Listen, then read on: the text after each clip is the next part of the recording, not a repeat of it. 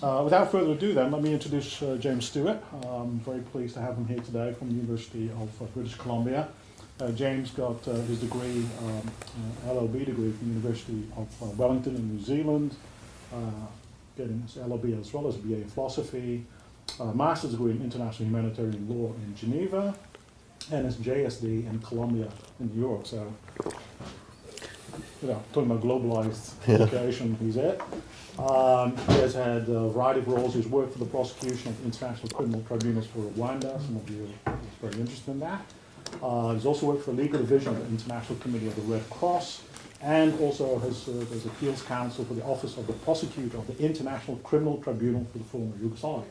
Quite a mouthful. But obviously James has been in many capacities. He's also been the recipient of the Lapira Prize for an article on unlawful confinement in Guantanamo, and he was awarded the Cassis Prize for his work on liability of corporate actors for international crimes. And I think that's a trend that we're going to talk about today, which is corporate liability and the pillaging of natural resources. So without further ado, let me turn it over to James. Rules again, we're going to start no later than 5:30. James is going to talk for a little bit, and we're going to have Q&A, but we're also going to start right on time.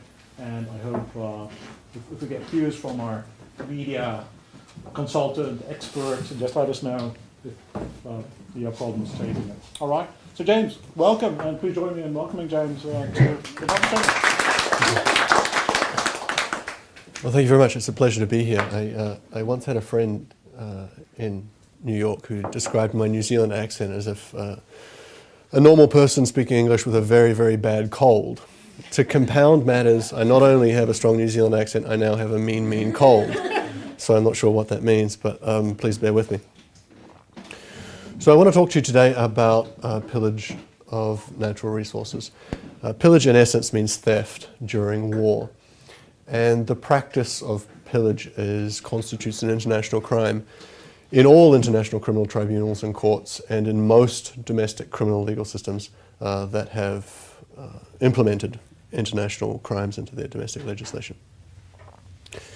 And part of this project has been premised on a notion that pillage has a contemporary salience for corporations acting transnationally in conflict zones.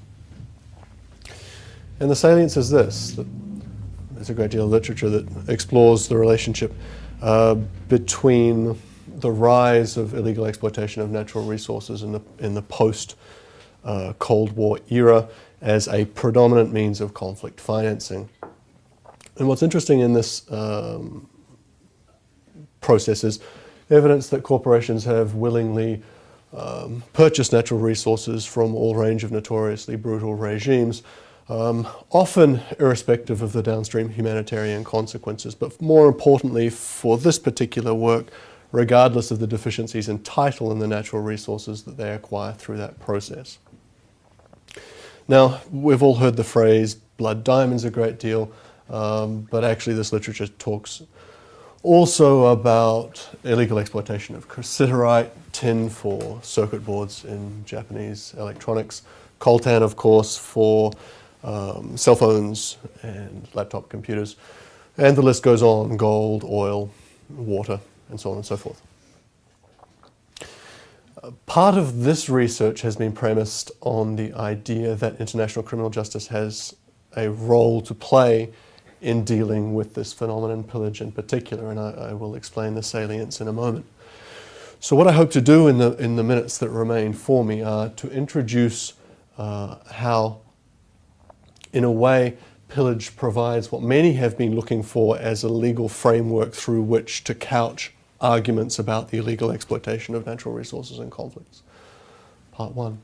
In part two, I want to suggest that in many respects, a new focus on international criminal justice, and pillage being one limb of that new focus, marks a real turning point in corporate social responsibility because it provides a binding legal regime that has been absent. And then the third part of what I want to speak about today is the broader ramifications, both for international criminal justice and for international law more broadly, by focusing on predominantly Western corporations and international criminal liability. Excuse me. So let me first move to the first part, the missing link. And I tend to try and explain this generally by a short narrative about how I came to be doing this, because I think it speaks to some of the significant issues that arise here. So I first became interested in these sorts of issues in 2001 when I was working as part of a prosecution team for the International Criminal Tribunal for the former Yugoslavia.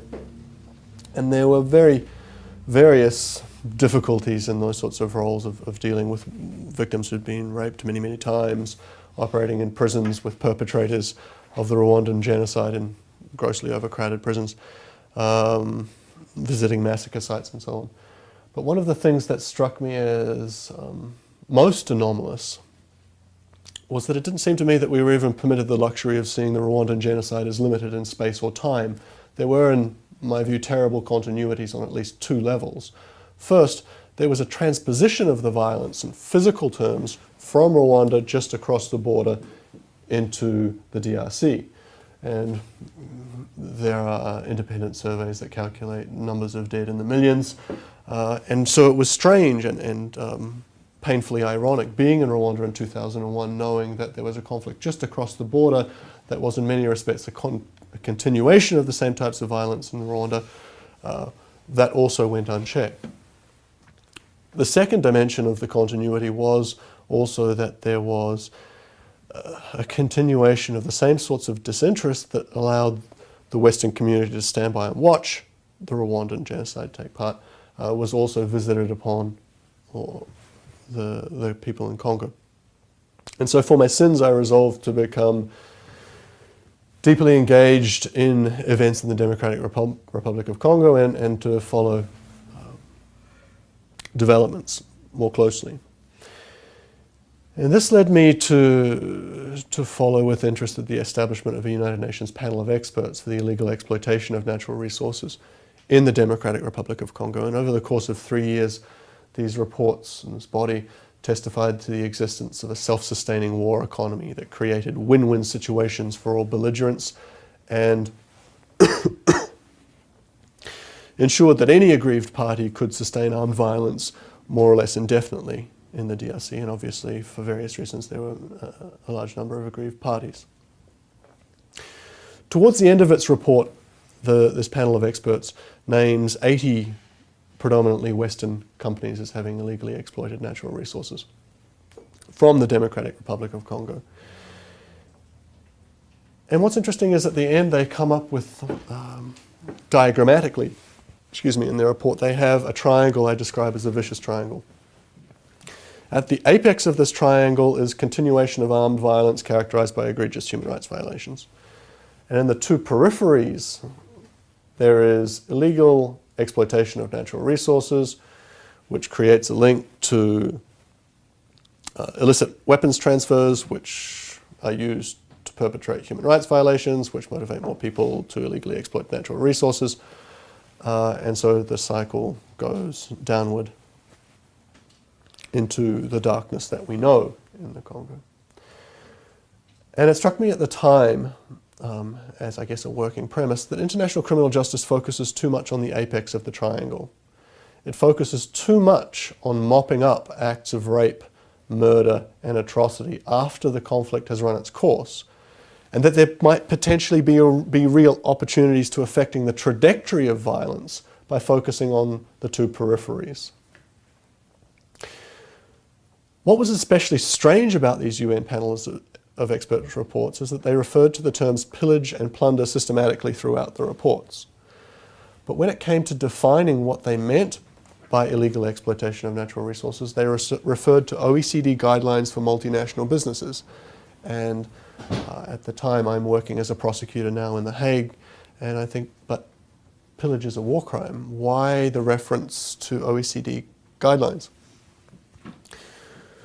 For me, the anomaly was just exacerbated when afterwards parliamentary commissions of inquiry in Belgium, Uganda, and the UK also investigated the responsibility of their corporations named in the reports and largely absolved all of these entities of responsibility, at least in part, based on competing notions of illegal exploitation of natural resources. These reports too reference pillage systematically throughout their reports, but never acknowledge the etymology of the term, which of course derives from war and the laws of war. At this point, I'm sort of, as a prosecutor, thinking, well, if you're using this term, and really the term pillage has penetrated the vernacular of the Congolese people too, who refer systematically to pillage of natural resources, then surely one would want a more robust conception of what pillage means in international law rather than these weak OECD guidelines. I would suggest this to people and they would look at me sideways at the time. But then something happened that enabled me to explain the logic slightly more simply. The International Court of Justice found that Uganda was responsible for pillaging natural resources from the Democratic Republic of Congo on more or less precisely these allegations. There was an indirect intermediate phase where a Ugandan commission considered them, but the International Court of Justice found that yes, indeed, Uganda had been responsible for pillaging natural resources from the Congo. And this allowed me to explain this project in two largely uncontroversial inferential steps from that judgment. The first is, true, pillage is a basis of civil liability between states, a la ICJ in Uganda versus the DRC. But it's also a war crime for which individual criminal responsibility attaches. The second inferential step was that war crimes are not just applicable to military leaders or politicians, they are also relevant for business representatives and the corporation itself. And here I remember and drew upon jurisprudence from the Second World War, where business representatives were tried and convicted for pillaging natural resources. Not just the I.G. Farben cases and the Flick cases that everyone knows about, but also the cases of Walter Funk, who was the director of the Continental Oil Company, convicted at Nuremberg for pillaging oil throughout occupied Europe. Also Paul Plieger, who was convicted after the Second World War for pillaging coal from Poland. Or Hermann Röchling, a German businessman convicted of pillaging 100 million tons of iron ore from France. So part of my project stemmed then from a desire to take the legal aspects of these cases, to place it within the framework of international criminal law and to extrapolate across modern resource conflicts. This to give the term pillage that everyone was using, this to give the desire for accountability that so many people were talking about, to give it concrete legal traction. Excuse me.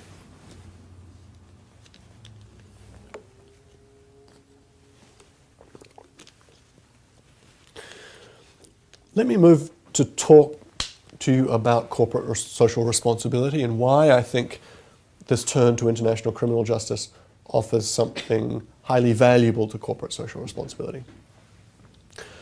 So in the last several decades, we've seen the rise of this concept of corporate social responsibility, primarily as a grouping of concepts of all those things that corporations owe society above and beyond the obligations just to maximize profit and shareholders.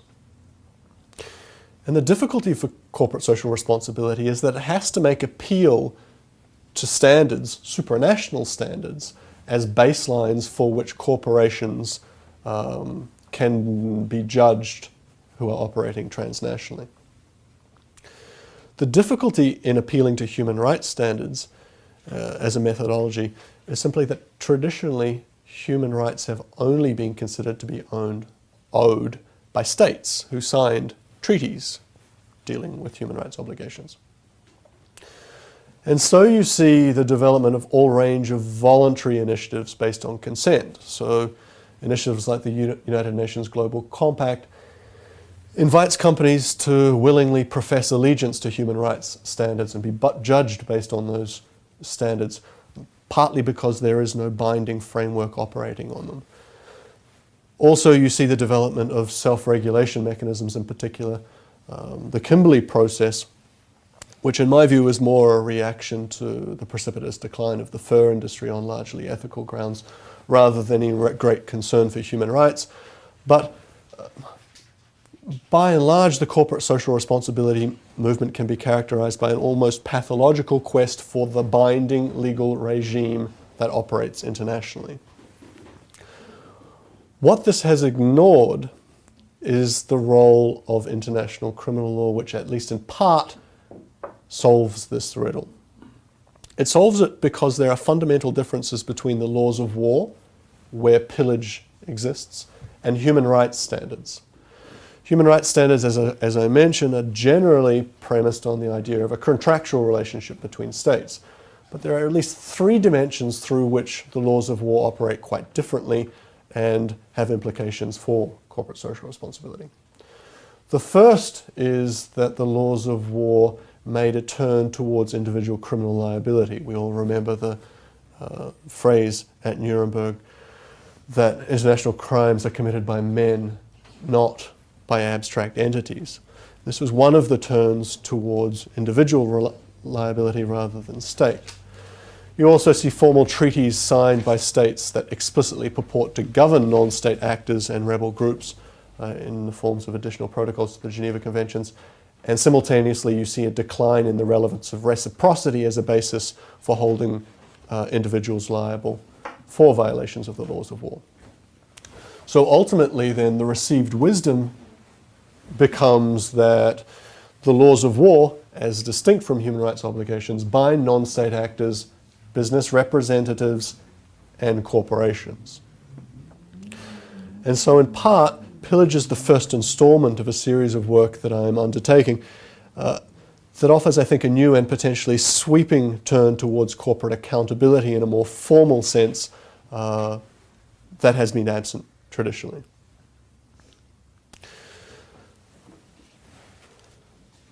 Let me come to the ramifications of this work.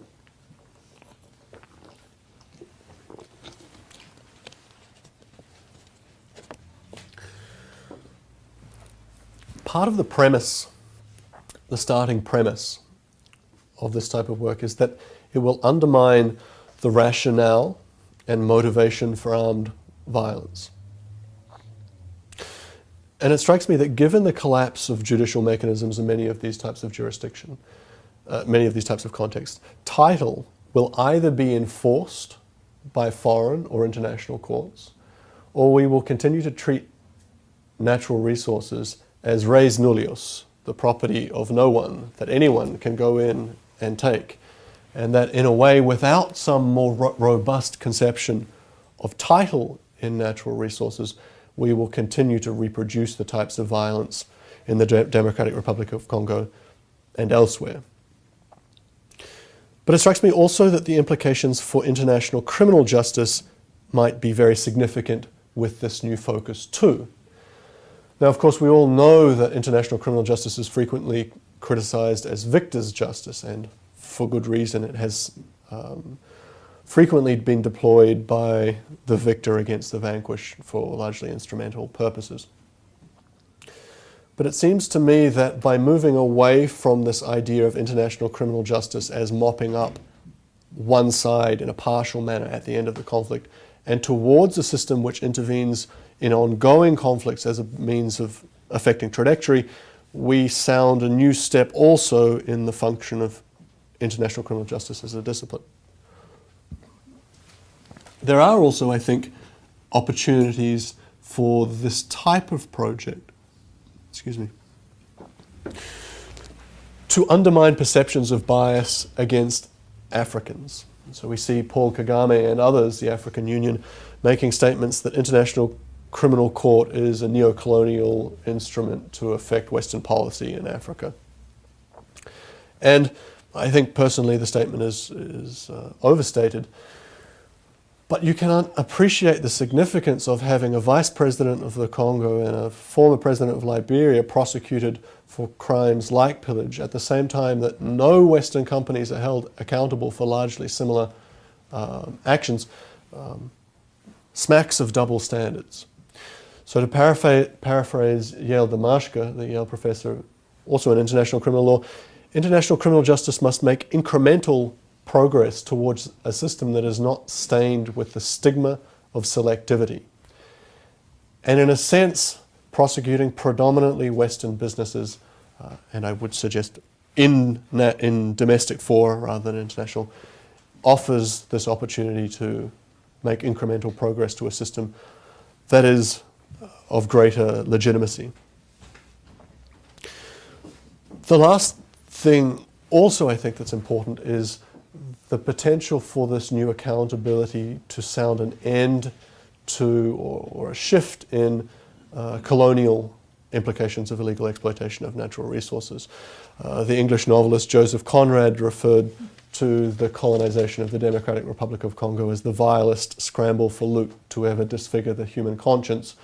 And part of this project is premised on the idea that in many respects this new type of accountability can ensure that our future isn't like our past. So those are the points that I wanted to raise. I'm happy to take questions and discussion.